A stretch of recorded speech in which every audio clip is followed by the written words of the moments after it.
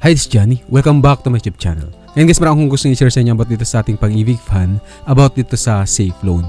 May mga nagtatanong kasi guys dun sa ating previous tutorial about dito sa pag-apply ng Safe Loan, kung qualified ba sila makapag-apply ng Safe Loan. So ngayon naman kasi papaliwanag natin mga pangunahing dahilan kung bakit possible tayo na ma-reject dito sa ating application sa Safe Loan.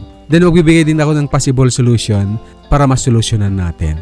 So pangunahing dahilan guys, meron existing short-term loan na default. So kung mayroon tayong loan na naka-default guys, so sabi dito kung mayroon kang kasalukuyang multipurpose loan or MPL o calamity loan na may mga buwan ng hindi nahulugan o tuluyan ng hindi nabayaran, automatic itong ibablock ng system ang iyong safe loan. So ano ba yung mga possible na pwede natin gawin para masolusyonan natin ito? So kailangan natin i-update yung ating multipurpose loan o short-term loan. O tingnan naman guys, bayaran natin yung natitirang balance ng ating lumang loan. So pangalawang dahilan, kulang ang buwan ng contribution or hindi na active yung ating status dito sa ating Pag-ibig Fan.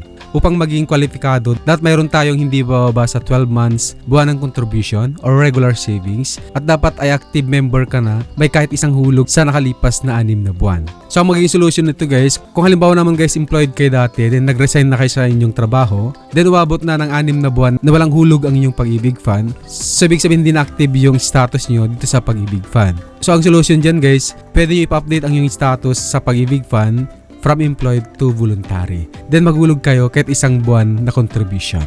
Pangatlong dahilan, problema sa dokumento at selfie verification. Malabo ang upload na valid ID, hindi tugma ang pangalan sa system, o kaya ay mali ang selfie photo. Sa online application, madalas ma-reject kapag hindi malinaw ang mukha ng aplikante habang hawak ang government-issued ID. So ang solution dito guys, kapag na-reject tayo dahil dito sa malabong pag-upload ng valid ID or yung selfie photo, so pwede mag-reapply ulit, then siguraduhin na natin na malinaw yung pagkakuha ng selfie photo natin saka valid ID. So pang-apat na dahilan, insufficient net proceeds, mababang TAV or total accumulated value. So sa Pag-ibig Safe Loan, ang pinagbabatayan kasi ng system guys na pwede nating ma-loan is yung 90% cap o limit ng yung regular savings or TAV. For example, ang total regular savings natin is 8,000, then yung 90% nito is 7,200. Ito yung magiging maximum loanable amount mo. So ang i-approve nilang safe loan mo is 7,200. Hindi siya eksaktong 10,000. So ang solution dito guys, para malaman natin kung qualified tayo dito sa safe loan, so pwede natin ilagin yung ating virtual account, then tingnan natin yung total regular savings natin, then i-compute natin yung 90% kung magkano yung matitira. Panglimang dahilan guys, double application.